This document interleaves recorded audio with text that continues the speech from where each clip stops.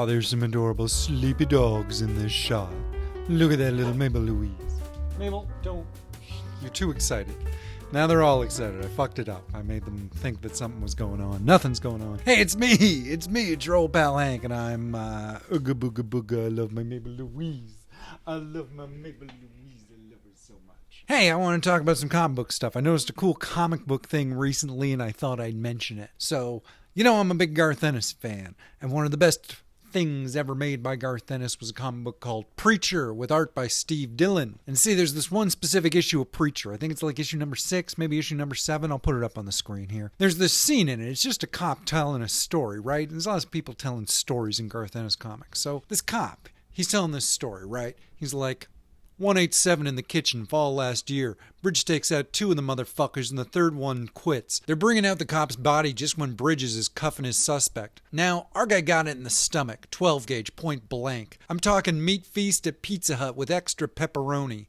Bridges snaps. He grabs the little bastard and sticks his face in the goddamn shotgun wound. It's always been a funny little scene in Preacher. You don't get to see it. This is just some character building. Bridges is a character who winds up being a villain or whatever in Preacher. Just a funny little aside, just a story that a guy tells.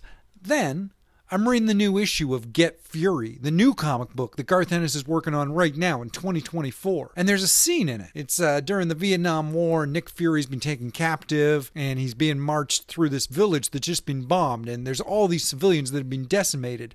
And while Fury's being taken in through this fucking carnage, one of his captors snaps, grabs Fury, and slams his face down in the exposed stomach of an old man who just got his belly blown open. In this sequence, the old man's still alive, you can see. He's like, "Rrr," as Fury's fucking getting his face slammed into those guts. I just thought it was really crazy. Like, if you're a longtime Garth Ennis fan, this scene has been with you for a very long time. Like, I first read this back in like 1996 when I read that scene in Preacher. So to actually see it now being acted out on the page fucking 25 years later or whatever it is, I'm not doing the math. I'm not here to do math. Anyways, it's fucking crazy. It's really cool to see Garth Ennis going back to a classic idea he brought before. Like when you're reading this page, if you know Garth Ennis, you know how much this horrible, nasty sequence means to him because it's been on his mind for a long fucking time. So yeah, that was just something I noticed in a recent issue of a comic book I was reading. This Get Fury series is pretty good. I'm really looking forward to it.